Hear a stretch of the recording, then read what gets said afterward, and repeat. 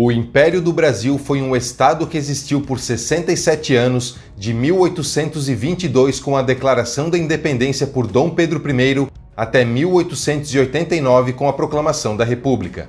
Foi um período muito importante da história do Brasil e é considerado por muitos como a fase mais próspera da história do país. Nesse vídeo, vamos conhecer um pouco dessa fase da história do Brasil, entender como o Império do Brasil foi formado, conhecer alguns dos acontecimentos mais importantes desse período e como foi o seu fim. Mas antes disso, se você gostar do vídeo, não esqueça de deixar o seu like e não deixe de se inscrever no canal se ainda não for inscrito. 15 anos antes do surgimento do Império do Brasil, em 1807, durante as Guerras Napoleônicas, a França de Napoleão Bonaparte, que já havia conquistado grande parte da Europa, começa a invadir Portugal. Então, para preservar a independência de Portugal, a família real portuguesa resolve se transferir para a colônia do Brasil, onde chegam em janeiro de 1808. Eles se estabelecem na cidade do Rio de Janeiro, que passa a ser a sede oficial do Império de Portugal. Nessa época, Maria I era rainha de Portugal, mas por causa de problemas mentais, quem governava o país era o príncipe regente João VI. A família real trouxe com ela sua corte de nobres, servos e empregados domésticos e uma biblioteca com mais de 60 mil livros. Assim que chegou no Brasil, a coroa portuguesa tomou várias medidas, como a abertura dos portos às nações amigas, a criação da imprensa régia autorizando a publicação de jornais, a fundação do Banco do Brasil, o primeiro banco brasileiro, a criação da Academia Real Militar e suspendeu o Alvará de 1785 que proibia a abertura de indústrias no Brasil. Então, depois de criar uma base forte em território brasileiro, em 1815, Dom João VI funda o Reino de Portugal, Brasil e Algarves, e o Brasil deixa de ser uma colônia e se torna um reino, unido com o Reino de Portugal e dos Algarves, tendo o Rio de Janeiro como a sua capital. Só que em 1820 acontece a Revolução do Porto, um movimento que, dentre algumas reivindicações, exigia o retorno da corte portuguesa para Portugal a fim de restaurar a dignidade da antiga metrópole. Então, já no ano seguinte, Dom João VI volta para Portugal e, para evitar uma revolução que pudesse dividir o território brasileiro em pequenas repúblicas como tinha acabado de acontecer com a América Espanhola, Dom João VI deixa no seu lugar no Brasil seu filho Pedro de Alcântara para governar o Brasil como regente. Porém, o governo de Portugal tenta revogar imediatamente a autonomia política do Brasil, determinando que o Brasil voltasse a ser uma colônia portuguesa, o que gerou uma grande indignação por parte dos brasileiros. Além disso, Portugal pediu o retorno imediato de Pedro para Portugal, mas em 9 de janeiro de 1822, Pedro se nega a partir para Portugal e esse dia fica conhecido como o Dia do Fico. A ameaça de perder o controle sobre os assuntos locais resultou em uma oposição generalizada no Brasil. Então, convencido pelos líderes brasileiros, Pedro declara a independência em 7 de setembro de 1822, se tornando Dom Pedro I o primeiro imperador do Brasil, fundando o Império do Brasil e dando início ao período conhecido como Primeiro Reinado. O território do Império do Brasil no ano da sua fundação já era bastante semelhante ao território brasileiro atual, mas ainda havia algumas diferenças nas fronteiras e na configuração das divisões internas que ainda recebiam o título de províncias, e a população nessa época era de aproximadamente 4.700.000 habitantes. Logo depois da independência, a população ficou dividida entre portugueses e patriotas e a independência passou a ser combatida por todo o Brasil por várias unidades militares leais ao governo português e levando a várias revoltas. Em 1824, ocorreu a Confederação do Equador na província de Pernambuco, que esperava que a primeira Constituição seria do tipo federalista, dando mais autonomia às províncias.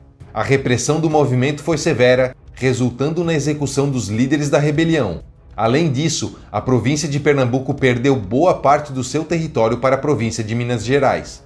Já no ano seguinte, Portugal reconhece a independência do Brasil e nesse mesmo ano tem início uma rebelião separatista na província da Cisplatina, que acabou resultando na Guerra da Cisplatina. Em 1826, Dom João VI morre e Dom Pedro I herda a coroa portuguesa, se tornando também o rei Pedro IV de Portugal, mas abdica do trono em favor da sua filha Maria II, que se torna rainha. No ano seguinte, o território perdido por Pernambuco como consequência da Confederação do Equador é transferido para a Bahia. Em 1828, com o fim da Guerra da Cisplatina, o Império do Brasil perde a província da Cisplatina, que conquista sua independência, se tornando a República Oriental do Uruguai. Nesse mesmo ano, em Lisboa, o trono de Maria II é usurpado por Miguel, o irmão de Dom Pedro I, e o imperador do Brasil decide voltar para Portugal para restaurar o trono português à sua filha. Ele então abdica em nome do seu filho Dom Pedro II e parte para Portugal em abril de 1831. O problema é que Dom Pedro II tinha apenas 5 anos de idade e, pela Constituição do Império, ele poderia exercer o poder apenas a partir de 2 de dezembro de 1843, quando completaria 18 anos, atingindo assim a maioridade. Então, uma regência eleita, dando início ao período conhecido como período regencial. Como a regência tinha apenas alguns dos poderes do imperador, ela ficou completamente subordinada à Assembleia Geral e, por causa disso, ficou incapaz de resolver disputas e rivalidades entre facções políticas pelo país.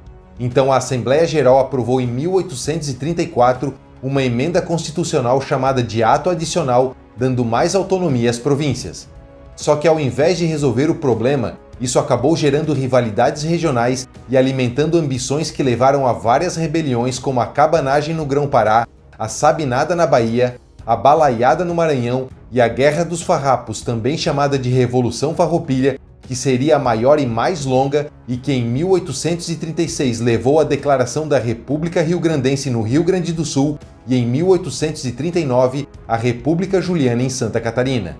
Então, em 1840, os políticos que haviam subido ao poder na década anterior se sentiram incapazes de governar o país e aceitaram Dom Pedro II como uma figura de autoridade, considerando que a sua presença era indispensável para a sobrevivência do país. Então, em 1840, através de uma iniciativa para antecipar a maioridade de Dom Pedro II de 18 para 14 anos, Dom Pedro II é declarado apto para governar, assume o trono do Império do Brasil e dá início ao período conhecido como Segundo Reinado. 2 anos depois, Dom Pedro II se casa com a princesa do Reino das Duas Sicílias, Teresa Cristina. Em 1845, com o Tratado de Poncho Verde, a Guerra dos Farrapos chega ao fim e a República Rio-Grandense é dissolvida. Em 1846, nasce no Rio de Janeiro a Princesa Isabel e no ano seguinte é estabelecido o regime parlamentarista no Brasil com a criação do cargo de primeiro-ministro. Nos primeiros anos como imperador, Dom Pedro II teve que lidar com diversos conflitos importantes, como a importação ilegal de escravos, já que a importação tinha sido proibida em 1826 como parte de um tratado com o Reino Unido, mas continuava a todo vapor, e a Revolução Praieira, que ocorreu de 1848 a 1849, quando foi suprimida, sendo a última rebelião do Império do Brasil, dando início a um período de 40 anos de paz dentro do país. Em 1850, a partir da província do Grão-Pará, são criadas as províncias do Pará e do Amazonas. Em 1851, tem início a Guerra do Prata contra a Confederação Argentina por disputas territoriais e pela navegação gratuita da hidrovia, que durou até o ano seguinte. Em 1853, a província de São Paulo é dividida, dando origem à província do Paraná. Nessa época, se inicia um período de estabilidade interna e prosperidade econômica no Império do Brasil. A infraestrutura começou a se desenvolver e houve um grande avanço nas construções de estradas de ferro, de linhas de navio a vapor e do telégrafo elétrico.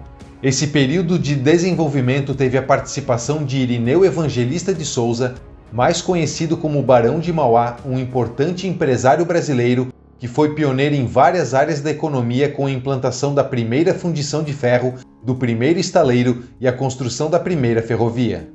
Só que esse período calmo foi interrompido em 1864. Nesse ano, ocorreu uma guerra civil no Uruguai entre o Partido Colorado, apoiado pelo Brasil, e o Partido Blanco. O Brasil interviu na Guerra Uruguaia e, se opondo à invasão brasileira, o presidente do Paraguai, Francisco Solano Lopes, que apoiava o Partido Blanco, capturou o navio brasileiro Marquês de Olinda, que transportava o presidente da província do Mato Grosso, e invadiu a província, dando início à Guerra do Paraguai entre o próprio Paraguai e a Tríplice Aliança formada por Brasil, Argentina e Uruguai. Em 1867, através do Tratado de Ayacucho, o Império do Brasil conquista áreas no sudoeste do Amazonas e no oeste do Mato Grosso. Em 1870, Solano Lopes é morto e a Guerra do Paraguai chega ao fim. Essa é considerada a guerra mais sangrenta da história da América do Sul. Apesar dos números serem muito contestados, acredita-se que o Paraguai perdeu mais da metade de sua população como resultado dessa guerra.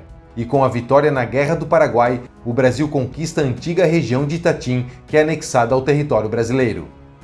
Apesar do endividamento do Brasil por causa da guerra, a vitória na Guerra do Paraguai marca o início da Era de Ouro no Império do Brasil. A economia brasileira cresceu rapidamente, foi iniciada a modernização de estradas de ferro e novos projetos de transporte foram desenvolvidos. O Brasil também ficou conhecido internacionalmente como uma nação moderna, de política estável e com grande potencial de investimento. E mesmo que ainda distante das maiores economias do mundo na época, esse período é considerado muitas vezes como um dos mais prósperos da história do país.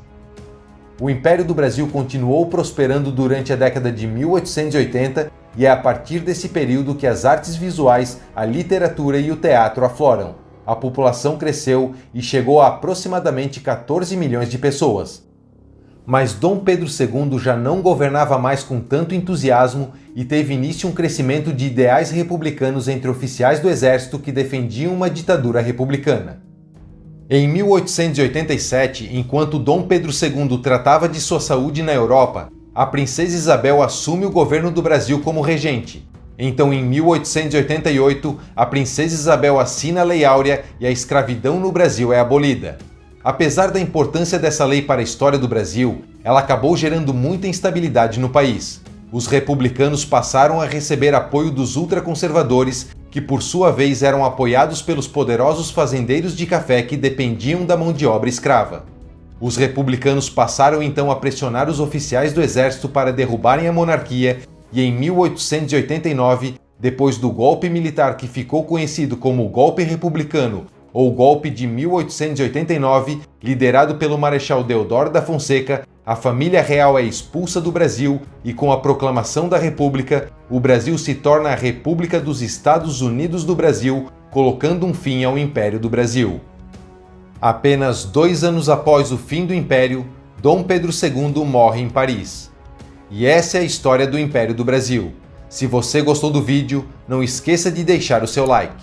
Um abraço e até o próximo vídeo.